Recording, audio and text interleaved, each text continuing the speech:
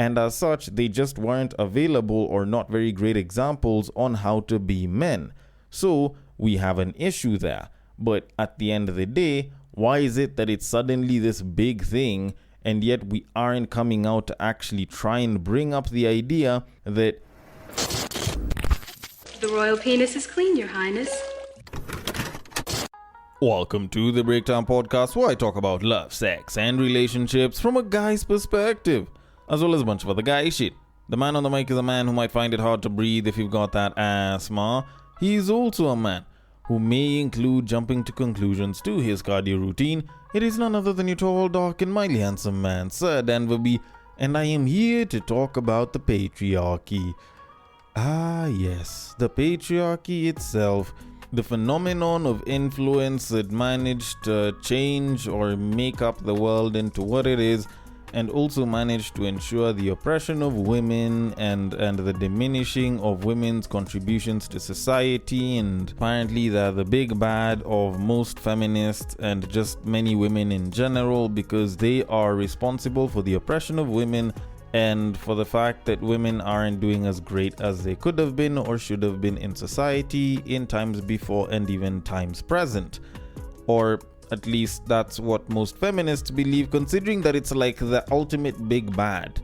Like, I've never fully understood the idea of the patriarchy because they've never really been able to spit out what exactly the patriarchy looks like. They just talk about it. They don't speak of its representatives. They just talk of the patriarchy. Like, I've never actually sat and listened to women describe what the patriarchy is as far as a tangible object is concerned. But all in all, I just so happen to have some content which just so happened to mention the patriarchy in one way or another in my feed, or at least in my collection. So I figured I might as well use this episode to clear some of the stuff that I've seen that just so happens to be in my collection in regards to the patriarchy and feminists. But all in all, this isn't an episode where I speak complete ill. Like, I try to bring some sense in all of my episodes, and I will try to do the same. And that goes for the Kenyan former radio presenter that I am going to be covering in a bit, and also the British actress turned feminist who just so happens to be talking on a podcast that I will be criticizing later. And should you like it, should you not like it, should you have a different form of feedback, or should you want to suggest a potential topic and or guest for the podcast, then the DMs are always open. The links to the social media are always in the bio. They rarely ever change. And I would be more than happy to attend to your comments, your feedback, and handle it accordingly.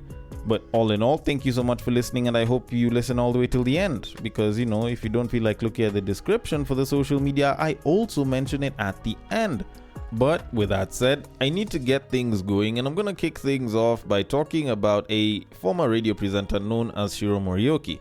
Now, Shiro Morioki, who left, can I call it Kenyan radio, but basically left radio and became an influencer, not too long ago decided to hop on to IG and talk about the one big lie that young women have been told for years and decades that she wanted to disprove. Now, when I listened to what it was that she was saying, I felt some kind of way about it. Granted, maybe it's because I'm a man, but honestly, I felt like the advice that she was giving wasn't entirely as accurate or as great as she probably thought it was. But granted, as always, they say that opinions are like assholes and everyone has at least one. And I am going to let her clip play so that what it is that she said can actually be heard. Then I can give my criticisms of it, because in as much as I did mention that this episode is basically about the patriarchy, it's not like it's the main topic for everything. But instead of me saying too much about it, let me let the clip play, then I can give my thoughts on it. So without further ado... Hi, my name is Shiro. I am almost 44 years old, and let me tell you the biggest lie that the world has told young women. When I was younger, one of the things that we were told is that older women, especially if you're older and you're unmarried, then you're bitter, right? Now I have gotten to the bitter ages and I've understood the source of that bitterness. It's because the scales have fallen off our eyes, young ladies. Please listen to us, girlies. The scales have fallen from our eyes. That's why we're so angry, because we have been sold a lie. We've been sold lies. We've been sold the lie that if we are well behaved, that the patriarchy will reward us. It will not. We have been sold the lie that marriage is where you will find fulfillment and happiness. And in a lot of cases that is the case, but in a lot of cases that is not the case either. We have been taught the lie of being agreeable, that the agreeable and well-behaved girl gets what she wants at the end. That is a lie. Let me tell you, as a woman in my 40s, the women that I have seen getting what they want are the mannerless ones.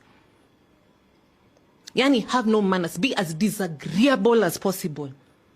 Even if it enters your heart to say, that's okay, rebuke that spirit. Cause trouble, be a troublemaker, because let me tell you something.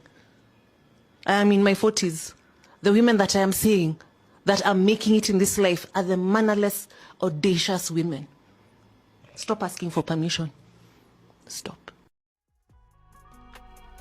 Okay. The women that she's seen get the farthest are the most audacious and they're the most mannerless. Interesting breakdown.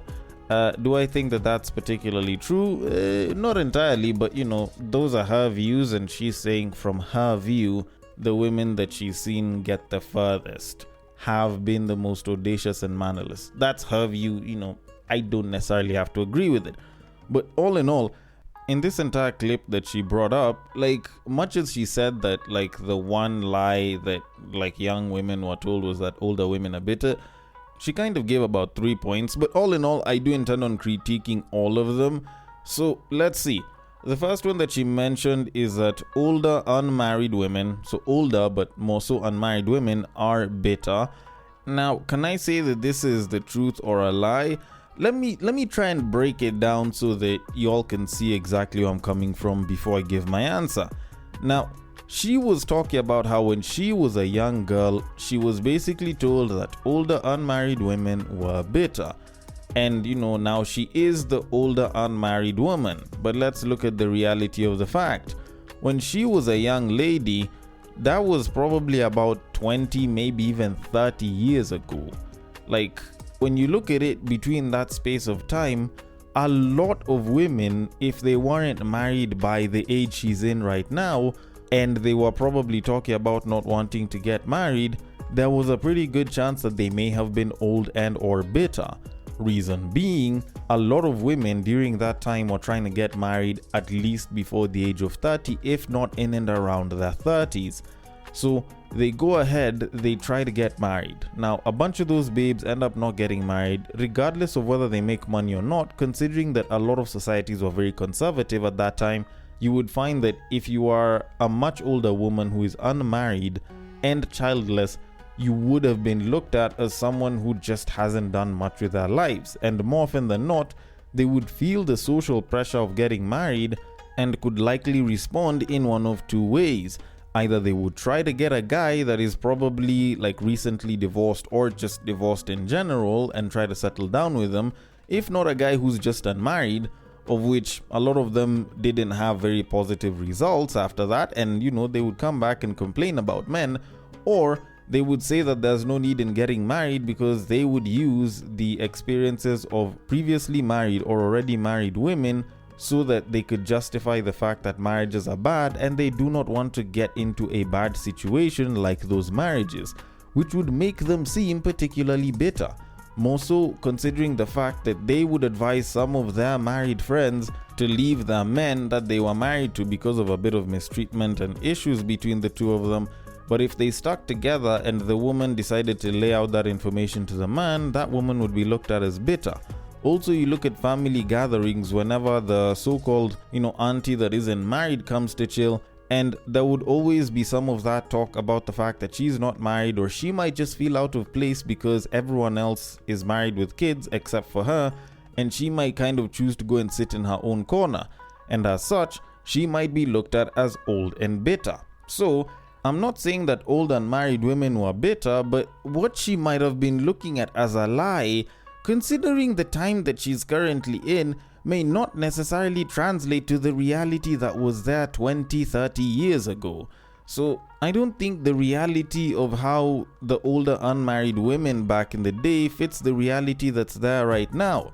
Now, nowadays it is a different case, and they can live lives la vida loca, post up on IG, travel the world and shit, but that wasn't really the case for a lot of women that were in her position 20, 30 years ago. But then again, I could be wrong. Now, the other point that she brought up is how marriage is where you'll find happiness and fulfillment, and some people have found it, some people haven't. And the truth of it is, there's nothing that's a lie about that. That is about as true as it gets, because at the end of the day, it's not like there's a guarantee that your marriage will actually work out and be amazing. So you guys just have to put the work in every single day and hope that whatever foundation that the two of you have built with your characters, your values, and a bunch of other things is basically going to stand the test of time, and you guys are gonna stay strong together. So it's not like that was a lie. Like back in the day, people never used to discuss issues in marriage as much. Nowadays they do, so I wouldn't say that it was a lie, it was just a case of being uninformed. Then the part about the agreeable and well-behaved girl gets what she wants, like, don't get me wrong, I'm not saying that she's wrong, it's just, if you've ever listened to the song The Gambler by Kenny Rogers, it kind of explains what I'm about to talk about in this case. Like, being a disagreeable person isn't an entirely bad thing, but for you to get the most optimal results, and this is something that I've observed as far as the people that are trying to move up in politics, in the professional workspace, in business and so on, it's usually a case of being one or the other at any given point in time. There's times when you will be agreeable, there's times when you will be disagreeable. Reason being, if you are disagreeable the entire time, then you become volatile and hard to work with, so it becomes harder for you to progress because you are volatile and hard to work with. People want to promote people that they can work with, okay? If you are agreeable the entire time, then it is very easy for you to be a pushover or a doormat, whereby you end up being used and abused by people up until shit doesn't work out for you. So, in the great words of Kenny Rogers in that song, The Gambler, you've got to know when to hold them, you've got to know when to fold them, you've got to know when to walk away, and you've got to know when to run. In other words, you have to learn to play your cards. Being disagreeable works in some cases, but not all. If you are too disagreeable, you become a problem. If you are too agreeable, you become a problem to yourself.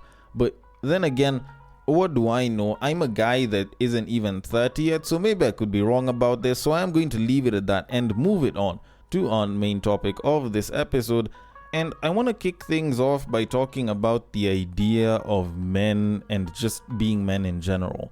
Now, one of the bigger challenges that us as men have is the fact that we don't get as much training on becoming men, and that in and of itself has its own causes, and we've tried to solve it. But essentially, one of the biggest reasons why this is the case is because we just haven't had that many fathers or forefathers, if not elders or father figures, actually teaching us how to be better men or just how to be men in general.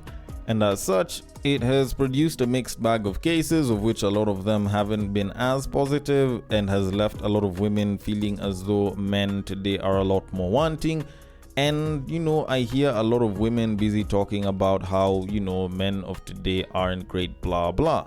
And in as much as I do try to speak up for men, I do like to acknowledge that sometimes it's an issue that isn't necessarily like our fault as young men, but is probably a systemic or a societal issue that we probably need to look at. So when I stumbled across someone that said something very similar to the whole idea that, a lot of boys haven't been trained to become better men, I did, kind of seem a little bit interested when I decided to check it out.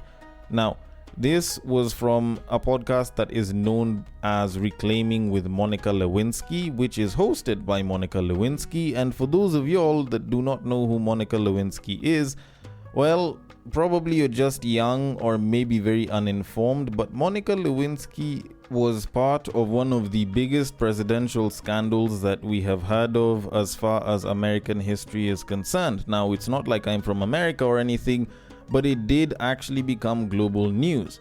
She was known for having an affair with the former president Bill Clinton while he was still in office, and it became a bit of like a legal and political issue at some point because, Bill Clinton was married to Hillary. And this was an extramarital affair, blah, blah, abuse of power, blah, blah. Now, 3 decades later, she is a podcaster and an anti-bullying activist. And she just so happened to have a British actress and feminist known as Jamila Jamil on her podcast, where she just so happened to be talking about the fact that young men weren't exactly trained to be men when they were boys, they were just trained to not be girls. Now, I am going to let the entire clip play, then I can give my thoughts on it because she did bring up quite a number of points that I need to break down. So, without further ado... Boys aren't raised to be men. Boys are raised just not to be girls. And I think that is the crisis of our society. There's no real role modelling. They're just told what not to be. They're terrorised and terrified of anything that feels remotely feminine and female. And actually, women are terribly strong, and we know that because if after almost somewhere between 6,000 and 10,000 years of patriarchy, we still haven't submitted, I don't think we're going to. And if you have to marry us off at the age of 9, then what does that tell you? Yeah. Like, how afraid must you be of us? You only seek to destroy something that you're afraid of. You would only need to take our voting rights away or take away our right to education because you're afraid of what would happen if we know. You're only afraid of older women and older women having a voice and an opinion and access to younger women if you're afraid of what they're going to tell other women. You're afraid of sitting with or dating a woman your own age because she might be able to actually see you. So you have to date someone who's barely out of her teens because she won't have your number because she doesn't even understand the world yet. It's all fear. All of it's fear. It's hatred. It's a mask of hatred, but really it's terror. They're so afraid of us, and it's so sad because that strength that we have doesn't have to be subdued. It could be harnessed more intelligently than this. Okay. Boys aren't raised to be men, they are just raised not to be girls. Particularly interesting quote there. And actually, I'm not even gonna lie, like, it's a very, very powerful quote, and I do really want to get into it, especially considering that she said that is the crisis of our society today. But you know what? I'm gonna save that one for last because I really, really need to get into that because there's a bunch of things that she mentioned that I felt were particularly interesting, and it's not because I agree with them, because I actually don't. It's just the way she said them with so much confidence just makes me wonder where it is that she's getting her information from. And since I said I'll handle the whole boys aren't raised to be men thing a little bit later, let me start with the other one that I heard, which was women haven't submitted to men after 6,000 to 10,000 years of the patriarchy. And okay, here's the thing, like, I probably should have even brought this up. I was supposed to have brought it up in the previous bit earlier, but unfortunately I forgot to, so I'll just do it here. Like, if you're a fully grown woman above the age of 30 and you're still talking about how the patriarchy has oppressed women, like, I don't know how to take you seriously. Real talk. Like, even for Shiro, like, where she was busy talking about, the patriarchy convinced you, like, if you're a 44-year-old woman and you're still talking about the patriarchy, I find it hard to take you seriously because you're still blaming this phenomenon of supposedly old and powerful men, the oppressed women, and like, you've seen what the fuck reality is. Are you really still blaming some existent special group of people called the patriarchy? Honestly, I find it very, very weird when I hear like grown women, mature women, busy talking of how the patriarchy has oppressed women, and it's like, no, fine, you can blame it on culture, you can blame it on how men have been socialized and how like women have been conditioned and shit, but putting all of this blame on this supposedly all-powerful group that has been oppressing women called the patriarchy, I feel like is a very weak argument from the fact that you were in a situation that wasn't the best, you've learned a little bit more, and you're trying to make yourself a little bit better. Like, come on guys, stop blaming the patriarchy for everything. Like, find another big bad. I feel like the patriarchy is even tired of being used at this point. But anyways, that said, fine, women supposedly haven't submitted to men, but why are women still saying that they want to be submissive to men? And these are women that aren't just like barely teenage years or in their 20s and shit. These are women who are in their 30s, 40s, 50s, even older, all the way to like the 80s and 90s, where they like being submissive to a man is actually a good thing. Like, I'm not saying that it's the end all be all and it's, you know, this amazing thing for every single woman, but being submissive to a man, like, y'all claim that you haven't submitted to men, but you have women that are actively being submissive to men. So where's your information coming from again? I don't know. Anyways, the other thing that she brought up was the whole marrying off at the age of 9, which I feel is a very extreme situation. Like, the largest chunk of the planet won't even allow you to marry someone off at the age of 13, 14, 15, even 16. So why is it suddenly a case when you're bringing up a story of a young girl that's being married off at the age of 9? If not just to rage bait people or to make it seem more extreme than it currently is. And also, if you actually look through a lot of cultures in society from back in the day, like, people used to get married off at a particularly young age. And it wasn't just the case for young women, it was also a case for young men. And I'm talking young as in teenage boys, teenage girls in ages that you would probably compare to be like maybe 15, 16. If not maybe 17. Granted, it's a little bit hard to pinpoint, and I'm not saying this so that I can promote, you know, young people getting married at a particularly young age or anything. I'm just bringing it up because this has been a part of different cultures back in the day. And normally, when you check with a lot of cultures, a lot of people would be getting married around about the time where they were capable of producing children. So by the time they're doing that, it's usually a case of them wanting you to produce kids as early as possible so that you can produce as many kids over time, you know, which is definitely advantageous to the community. But also, a lot of it coincided with the whole lineup of like the journey through life and the education that would take you through all of that. So there was the initiation process, which, you know, used to come in at a much later stage, but usually after the initiation, one of the things that would kind of, you know, start being prepped up is the idea of you finding a mate to marry. So you can say that, you know, young girls were being oppressed because they were being married off at a young age, blah, blah, blah. But look at culture itself. They weren't marrying kids off early because they had anything against older women, because even young boys were being married off in what you would consider to be their teen years. So it's actually nothing against older women. And speaking of older women, she did mention that apparently men are afraid of older women, which is why men will go and date someone that is barely out of their teens instead. And while you can argue how true or false this entire statement is, you know, considering that I am a young guy and I have also expressed my liking for a MILF or two here and there, like, I don't know. Doesn't this sound like all this accountability is being slapped on men as if women take none of it? When someone is at the age of 21 or 20, which is the definition of barely out of your teens, can't you say that they have the right mind, provided that they're sane, to actually decide whether they're going to date a much older man or not? Now, this doesn't mean that I am supporting or not supporting the idea of dating older people.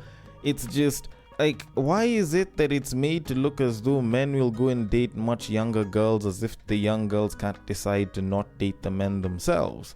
Like, is it just me, or is someone trying to dodge accountability for women here? And also, you think about it as a dude.